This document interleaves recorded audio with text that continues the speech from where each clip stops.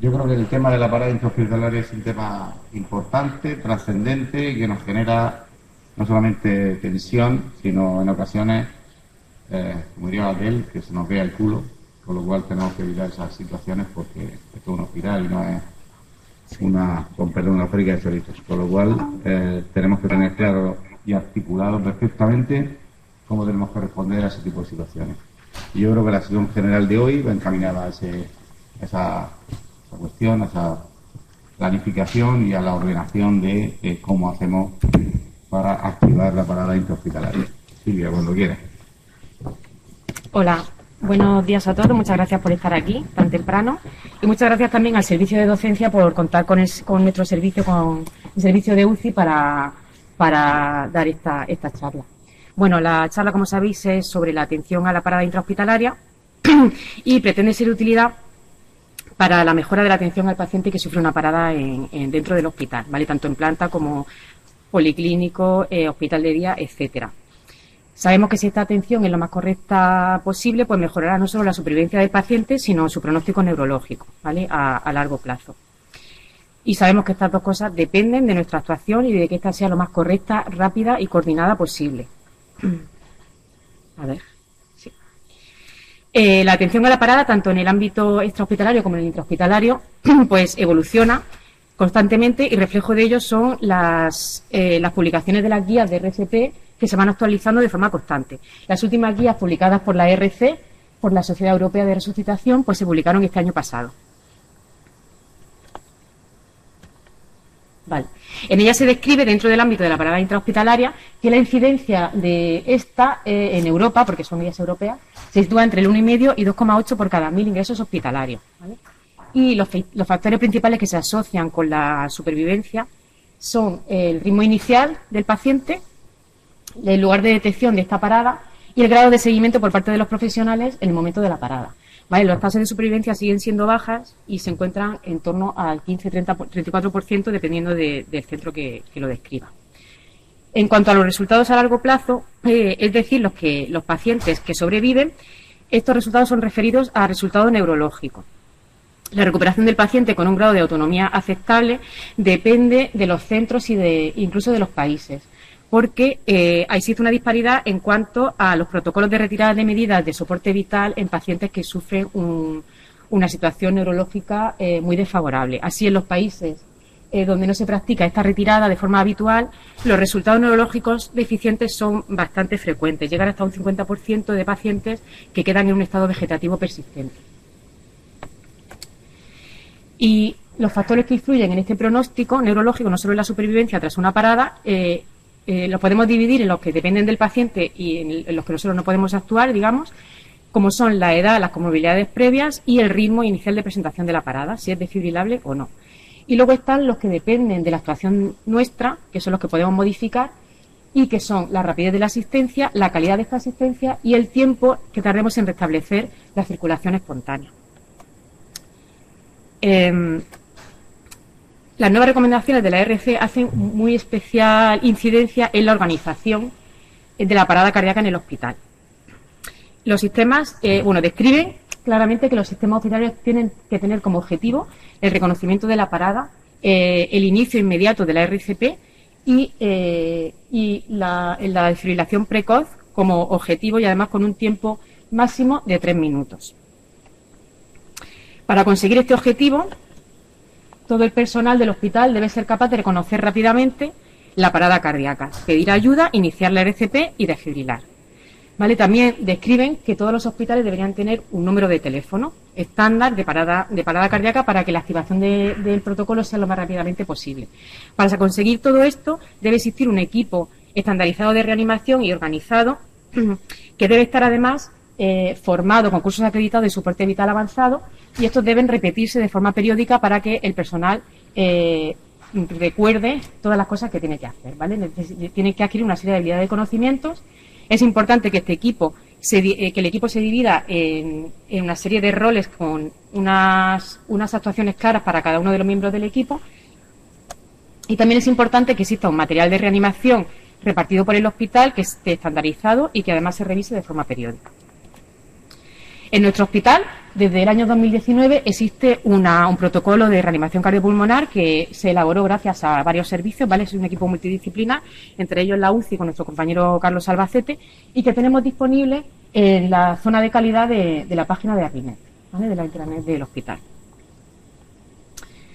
En este protocolo se describen los pasos básicos de atención a la parada cardíaca, como son la identificación de la misma, la manera de activar el protocolo, el reparto claro de roles, donde se localiza el material indispensable para la reanimación y cómo se facilita el traslado a otros servicios como sería la UCI o el que el paciente necesite.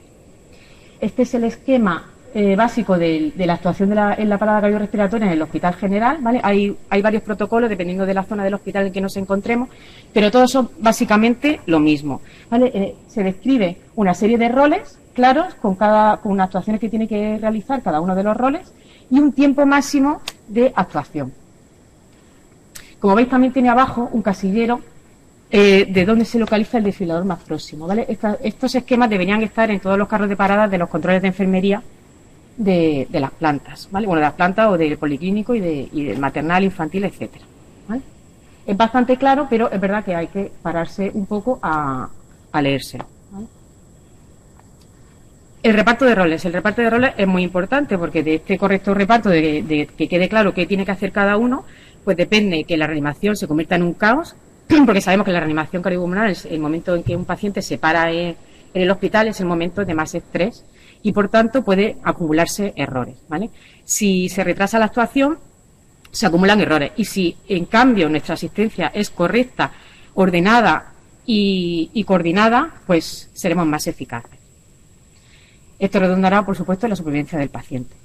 Los profesionales que forman el equipo de reanimación cardiopulmonar está establecido que deben ser 2 enfermeros, un auxiliar de enfermería, médicos que dependerán la especialidad del médico dependerá de la zona del hospital en que se localice la parada, pero bueno, en el caso del Hospital General sería el intensivista anestesista y el médico de planta.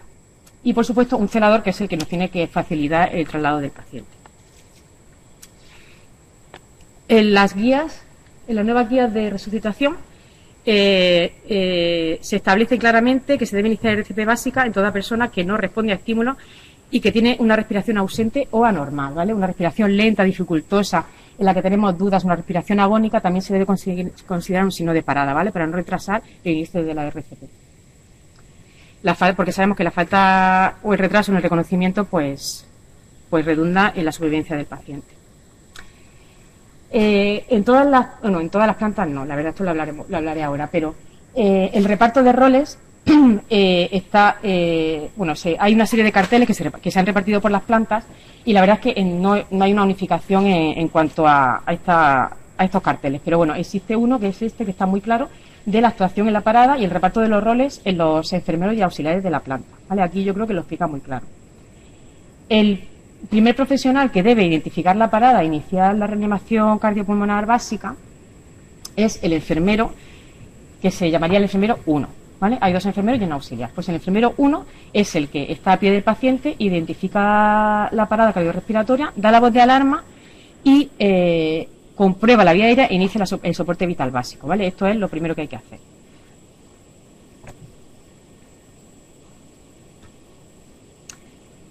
Al dar la voz de alarma, el auxiliar de enfermería, que adquiere el rol en el equipo de paradas, tiene 3 misiones principales. Bueno, principales no, 3 misiones. Llamar al teléfono de paradas, localizar el carro de paradas y localizar el desfibrilador, ¿vale? Mientras el enfermero número 1 está dando al paciente el soporte vital básico, el auxiliar tiene que hacer estas 3 cosas. El teléfono de paradas es un teléfono de fácil uso, pero hay que conocer cómo se utiliza. Yo he ido por varias plantas preguntando y la verdad es que la mayoría de la gente lo sabe, pero no todo el mundo. Y eso, pues, en una situación de parada y de estrés, pues si el personal que hay en ese momento no sabe utilizar el teléfono, pues puede retrasar mucho la actuación y la activación del protocolo. Ha habido veces que el auxiliar ha ido a llamar y como no le contesta a nadie en el teléfono, vuelve a llamar hasta que llega otra persona y ya le dice cómo se hace, ¿vale? Entonces, este tipo de carteles es muy importante que estén en los controles de enfermería porque así la persona no tiene ni siquiera que pensar, sino que lo ve en ese momento y actúa, ¿vale? Hay que priorizar la eficiencia en nuestra actuación. El teléfono de paradas es un contestador automático, ¿vale? Hay que tener claro que es un contestador automático. Y entonces, como cualquier contestador automático, nosotros llamamos, oímos un mensaje, oímos un pitido y después del pitido hablamos, ¿vale? Entonces, el contestador automático o sea, cuando nosotros llamamos, escuchamos un mensaje. Alerta parada, hospital general, en el caso del hospital general, y entonces te dice, indique planta y cama. Se oye un pitido con cualquier contestador y en ese momento nosotros indicamos planta, cama, colgamos y nos vamos a hacer otras cosas. Bueno, nosotros no, el auxiliar, ¿vale?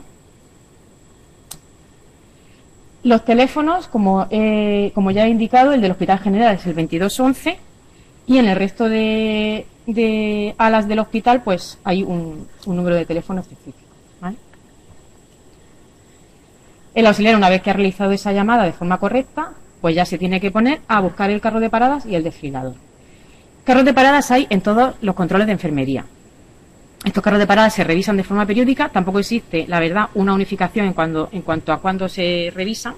Yo he encontrado plantas que se revisan una vez a la semana, otras que se revisan una vez al mes.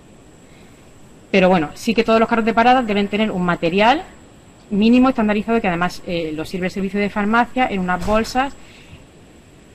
Eso se está revisando porque la verdad que es poco práctico, ¿vale? El material, pero sí que está todo lo necesario, ¿vale? Está todo lo necesario, pero es como poco práctico a la hora de encontrar las cosas. Bueno, todo tiene capacidad de mejora. En cuanto al desfibrilador, eso no está en todos los controles de enfermería, pero sí como mínimo en todas las plantas hay uno. Antes eso no era así. En todas las plantas hay uno que siempre está en el pasillo de la izquierda. Es verdad que hay plantas que, aparte del pasillo de la izquierda, que eso es como mínimo, tienen en otras salas también tienen desfibriladores, ¿vale? Y es muy importante, yo creo, la señalización, porque es verdad que no todo el personal sabe dónde están las cosas. Hay personal temporal, bueno, en fin, llega el verano, llegan las vacaciones, llegan las fiestas, y hay personal que no está habituado a trabajar en esas plantas o que lo cambian de localización. Entonces es muy importante que la señalización de dónde está el desfibrilador. Este es el carro de la cuarta, o sea, este es el control de enfermería de la cuarta derecha. Y por ejemplo ahí han puesto un cartel que lo ha elaborado el supervisor, en el que queda claro que el desfibrilador está en la cuarta izquierda, ¿vale? Y encima está el protocolo de actuación ante la RCP. Hay un par de carteles más que deberían estar ahí, pero bueno, está bastante bien. Como os he dicho también, dentro del esquema del protocolo hay un cuadro abajo en el que nosotros deberíamos poner dónde está el desfibrilador más cercano, ¿vale? Este es el esquema que está puesto en la segunda derecha y aquí es uno de los sitios en el que el desfibrilador, y bueno, este es la quinta derecha, ¿vale? Que ahí pone que el desfibrilador está en la quinta izquierda. Y este es el carro de parada de la segunda derecha, que la verdad es que está muy bien, y que es de los pocos en los que el desfibrilador está encima del carro de parada. Esto yo creo que deberíamos conseguir que se unificara, porque estamos intentando acortar los tiempos, estamos intentando mejorar la supervivencia del paciente. Y en lo más inmediato, que es el soporte vital básico y el desfibrilador y el carro de paradas, si el carro de paradas está por un lado y el desfibrilador está por otro, la auxiliar tiene que dar 3 viajes, ¿vale? Entonces eso me parece muy poco práctico. Además, todos sabemos que en las habitaciones de las plantas no cabe un alfiler cuando está un equipo de reanimación allí. Pues hay que llevar 2 carros, o sea, 2 muebles diferentes. El problema es que los desfibriladores que hay en planta son, la gran mayoría, casi todos, muy, muy, muy antiguos, porque son enormes. Con lo cual no caben encima de los carros de paradas y tienen que ponerlos en otro mueble. De hecho, los desfibriladores ni siquiera suelen estar dentro del control de enfermería porque no caben. Están en una especie así de carro en el pasillo. Y unas veces está al principio del pasillo, otras veces está al final. En fin, yo creo que esto se debería unificar porque el tiempo corre y esto, vamos, la desfibrilación precoz sabemos que es lo más importante. Pero bueno, es verdad que el material con que contamos pues es un poco limitado. Bueno, como he dicho, está la segunda derecha. Y el desfibrilador, que además es un desfibrilador así muy manejable y pequeñito, está encima del carro de paradas.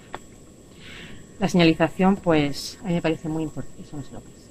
Bueno, entonces, este sigue siendo el esquema de la actuación en la parada cardiorrespiratoria inicial, ¿vale? El personal de planta. Y como he dicho, el enfermero número 1, que es el que detecta e identifica la parada cardíaca, es el que empieza el soporte vital básico y también debe comprobar la vía aérea, ¿vale? Esto es en el ABC, pues es lo primero. Y el enfermero número 2 es el que avisa al auxiliar de enfermería para que haga todo eso, el que debe encargarse de la monitorización del paciente, el que debe encargarse de que exista una vía venosa permeable y luego se supone que debe ser también el que consulte la historia clínica del paciente e informe al médico sobre los antecedentes, comorbilidades o si existen órdenes de no RCP. Esto es un poco así, creo que es como demasiadas cosas para ese enfermero. Debería haber alguien más, siempre en planta hay alguien más, ¿no?, que ayuda, pero son como muchas cosas.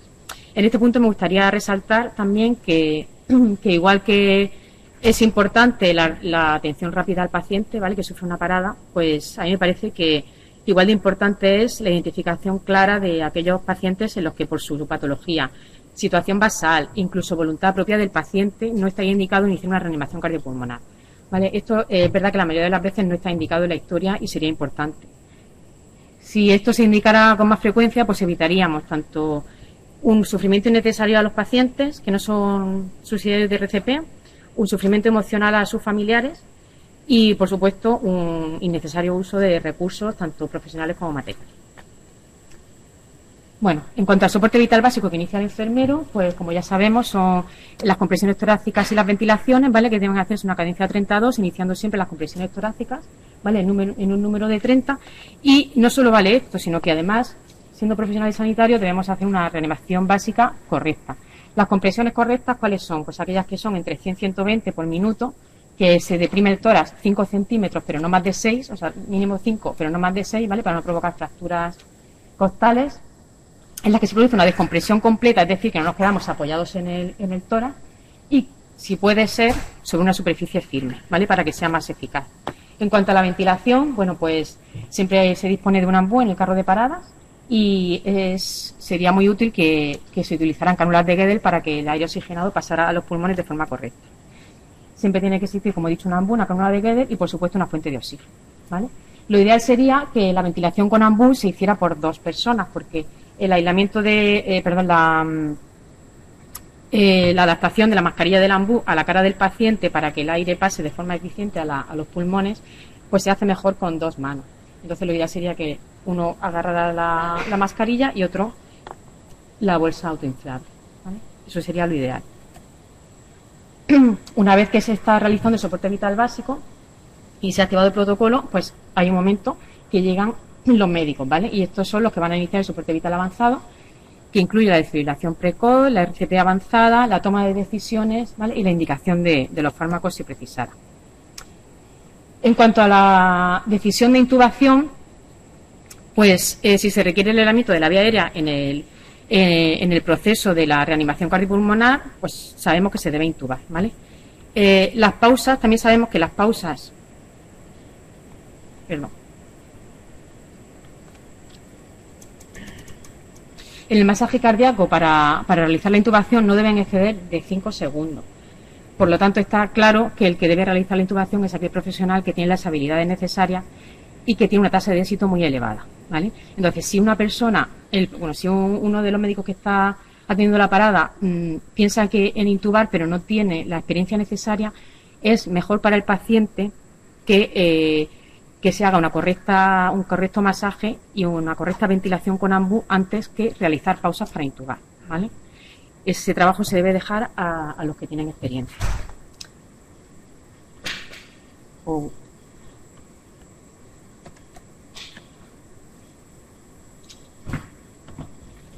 No pasa.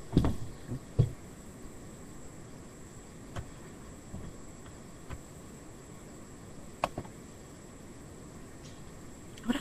Sí. Vale. Entonces, el inicio del soporte vital avanzado, ¿vale? Se inicia con la evaluación del ritmo. Se supone que hemos monitorizado al paciente con un desfibrilador, que puede ser un desfibrilador manual, un semiautomático o un automático. De hecho, en algunas plantas hay semiautomáticos. Y esa evaluación del ritmo, que puede ser por parte del aparato o por nosotros, nos dirá si el ritmo es desfibrilable o no lo es. Si el ritmo es potencialmente reversible con un choque eléctrico, es decir, nos encontramos ante una fibrilación ventricular o una taquicardia ventricular sin pulso, tenemos que administrar una descarga, ¿vale?, a la máxima potencia del desfibrilador. Y si el ritmo analizamos que es no desfibrilable, no vamos a hacer ningún beneficio al paciente administrándole un choque eléctrico, lo que tenemos que hacer es iniciar la reanimación cardiopulmonar durante otros 2 minutos, ¿vale? Cuando nosotros administramos una descarga eléctrica en un ritmo desfibrillable, inmediatamente también reanudamos la reanimación cardiopulmonar, ¿vale?, durante 2 minutos, hasta el siguiente análisis del ritmo. En cuanto a la desfibrilación, los niveles de energía, que todo el mundo siempre pregunta eso, no han variado mucho en las últimas guías, ¿vale? Siempre la primera descarga debe administrarse entre 120 y 150 julios y ante la duda siempre la máxima energía, ¿vale? Cuando administramos la adrenalina, que también eso es una duda que surge con frecuencia, pues en los ritmos que no son desfibrilables lo antes posible, ¿vale? En cuanto tengamos una vía venosa permeable, empezamos a administrar adrenalina, una ampolla. Y en los ritmos que no son desfibrilables, pues cuando terminamos el tercer choque, ¿vale? Y luego continuaremos en intervalo de 3-5 minutos hasta mientras dure el soporte vital. Es muy importante, estamos atendiendo al paciente, estamos reanimando, pero es muy importante para que el paciente salga de esa situación que identifiquemos las causas reversibles. Para ello, pues en planta tenemos accesible tanto la historia clínica del paciente, que nos puede dar una guía, por supuesto, la situación previa de que nos la pueden contar familiares, enfermeros, los médicos de planta, y también disponemos pues de electrocardiogramas por si se trata de un infarto, un TEP, gasometrías para alteraciones iónicas y del pH, y por supuesto ecografía, que cada vez se extiende más su uso y que también nos puede dar mucha información, ¿vale? Si encontramos una causa potencialmente reversible, pues seremos más eficaces en conseguir la supervivencia del paciente. Y bueno, y qué decir del papel del celador, que es el que nos va a facilitar que una vez que decidamos que el paciente necesita un traslado a UCI para un tratamiento más avanzado, pues nos facilita el traslado y bloquea el ascensor. Eso parece una tontería, pero puede retrasar mucho también el traslado del paciente a UCI. Solo haceros una puntualización de que existe en el hospital un protocolo que se publicó también en el año 2020, en el que han participado los servicios de cardiología hemodinámica, UCI y cirugía cardiovascular, de implante de ECMO venoarterial en el contexto de la parada cardiorrespiratoria, ¿vale? Que sepáis que simplemente eso, que dentro del protocolo, dentro de la actuación y dentro de la parada cardiorrespiratoria del hospital existe el posible implante de ECMO en aquellos pacientes en los que esté indicado. Quería haceros también un apunte así muy breve sobre el tratamiento de la taquicardia y la bradicardia cuando el paciente recupera la circulación espontánea. En cuanto a la taquicardia, pues bueno, lo más importante de saber es si el paciente que tiene una taquicardia del tipo que sea está estable o inestable, porque en el momento en el que esté inestable, lo que vamos a hacer es, sin dudar, hacer una cardioversión eléctrica sincronizada, ¿vale? Si el paciente está estable, ya podremos pasar a análisis un poco más fino del ritmo y una actuación, ¿vale?, pues más pausada. Cuando el paciente tiene una taquicardia y está estable, lo que hay que ver primero es, si la taquicardia es regular o irregular, ¿vale? Si la taquicardia es irregular, a ver si me sale, sí. Si la taquicardia es irregular, ya sea por ese ancho o estrecho, en nuestra actuación, según la guía de la RC, vamos a asumir que es una FA, ¿vale? Es irregular, asumimos que es una FA. Y entonces, como el paciente está estable, lo que vamos a hacer es intentar hacer un control de la frecuencia, ¿vale? Ese control de la frecuencia se va a hacer con fármacos, beta bloqueantes, diltiazem, y si el paciente está en insuficiencia cardíaca incipiente o franca, aunque no chocado, se puede utilizar digoxina o amiodarona, ¿vale? Si el paciente lo que tiene es una taquicardia regular, ya sea QRS ancho o estrecho, como el paciente está estable, vamos a tratarlo como si fuera una supraventricular, inicialmente, ¿vale? Vamos a iniciar maniobras vagales y, si estas son inefectivas, administrar adenosina en bolos crecientes de 6-12, y en la nueva guía dicen que el tercero es de 18, ¿vale? Si esto también es inefectivo, el paciente sigue con una taquicardia y no hemos conseguido quitarla con las maniobras vagales ni con la adenosina, pues lo que sí que tenemos que ya ver es si el QRS es ancho o es estrecho, ¿vale? Para dirigir nuestro tratamiento. Si el QRS es ancho, vamos a asumir que es una taquicardia ventricular y vamos a administrar procainamida o amiodarona. Y si el QRS es estrecho, pues administraremos tratamiento de taquicardia supraventricular regular con verapamilo, diltiazem o betabloqueante, ¿vale? Si el QRS es ancho y a pesar de que nosotros pongamos fármacos, eso no revierte, pues el siguiente paso será volver a cardiovertir de forma sincronizada hasta 3 intentos, ¿vale?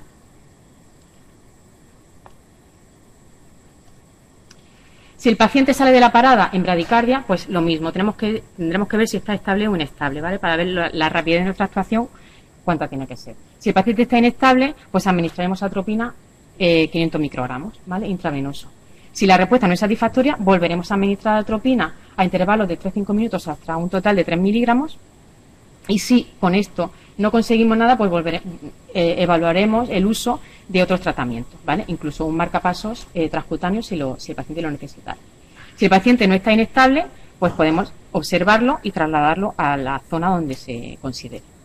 Si el paciente no está inestable, pero sí que tiene riesgo, consideramos que tiene riesgo de asistolia, esto quiere decir que ha tenido una pausa de más de 3 segundos, que tiene un bloqueo de alto grado o que ha presentado algún síncope, pues actuaremos como si el paciente estuviera inestable, ¿vale? Hemodinámicamente.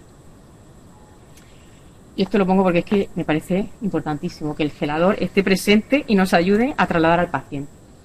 Bueno, y por último, os quería enseñar los esquemas del protocolo de RCP hospitalaria, que son básicamente 4, el que está elaborado para el Hospital General, que es este, el del Hospital Maternal, el Infantil y el Hospital de Día. Como veis, son muy similares, lo único que cambia es los roles que hay arriba, ¿vale?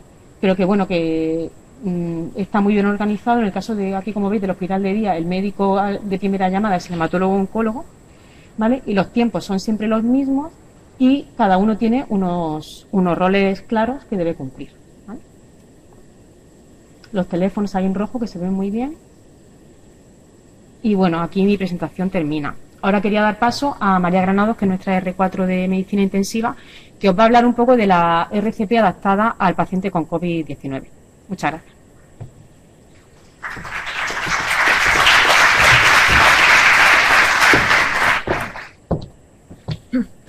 Buenos días. Bueno, yo quería dar 4 nociones sobre los pacientes con COVID o con sospecha de COVID en cuanto a la parada cardíaca. Bueno, estas son las principales diferencias con el resto de pacientes no COVID y voy a ir a explicarlas una a una.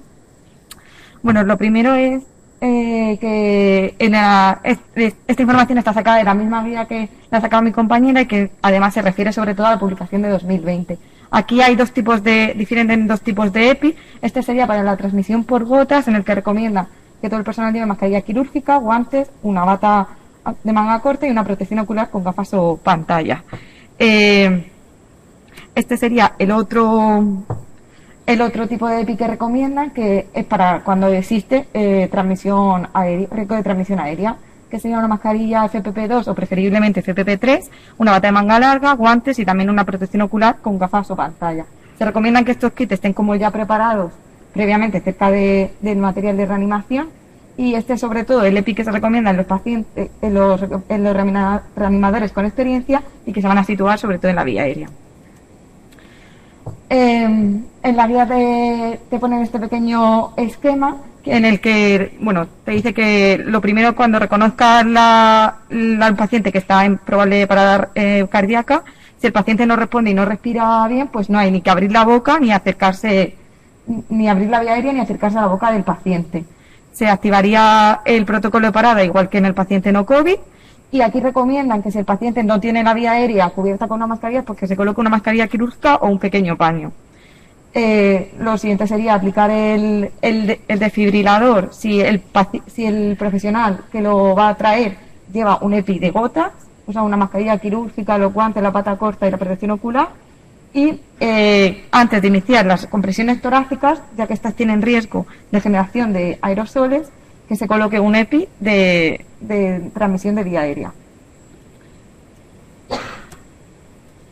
Vale, y unas pequeñas consideraciones sobre el soporte vital básico en los pacientes con COVID. Bueno, pues las guías dicen que tiene que estar el mínimo número de reanimadores necesario presente en la habitación y que todos ellos deben portar el EPI que corresponda. Que, como he comentado, las compresiones torácicas pueden generar aerosoles y es muy importante pararlas durante las ventilaciones. Que se recomienda la utilización de filtros, como vemos en la imagen, HME o EPA, que se coloquen entre la bolsa o triunfable, entre el ambú y la vía aérea, o entre cualquier otro dispositivo de vía aérea que lleve, o la máscara, o en el caso de soporte vital avanzado, si lleva una vía aérea supraglótica o un tubo traqueal. Que si un reanimador no se siente cómodo ventilando con la bolsa mascarilla, pues que no se debería ventilar, que se espera a que llegue alguien con más experiencia y simplemente se realicen las compresiones torácicas. En las guías hacen mucho hincapié en el que el manejo de la vía aérea debe ser considerado solo por el personal entrenado y que se necesitarían 2 reanimadores, uno que selle correctamente la mascarilla para evitar la generación de aerosoles y luego otro que sería el que realice las compresiones, que como vemos en la imagen, arriba está realizando compresiones y abajo, cuando ha terminado las 30 compresiones y toca las 2 ventilaciones, cesa las compresiones y ventila 2 veces con el ambú. Nada, una vez que se ha acabado la RCP, pues una retirada segura del EPI y un entrenamiento para saber hacerlo. Y luego unas pequeñas consideraciones para acabar en el soporte vital avanzado en los pacientes COVID. Pues lo mismo, el manejo de la vía aérea por el personal entrenado, que se debe intubar precozmente, con una secuencia rápida de intubación o precozmente un dispositivo supraglótico. Que los métodos de intubación, que se tienen que tener en cuenta métodos de intubación que faciliten que el reanimador esté más alejado de la vía aérea, como por ejemplo un videolaringoscopio. Si en el caso de que no se haya podido intubar, si lo que se ha colocado es una mascarilla laringea, pues detener también las compresiones torácicas para la ventilación. En el caso de que se haya colocado un tubo traqueal, pues ventilar después de inflar el balón. Que la mascarilla laringea va a sellar menos la vía aérea que el tubo endotraqueal. Y nada, que en casos de parada cardíaca prolongada, pues que las guías recomiendan considerar el uso de dispositivos de compresiones torácicas mecánicos, como el que vemos ahí abajo en la imagen. Y ya está por mi parte, nada más.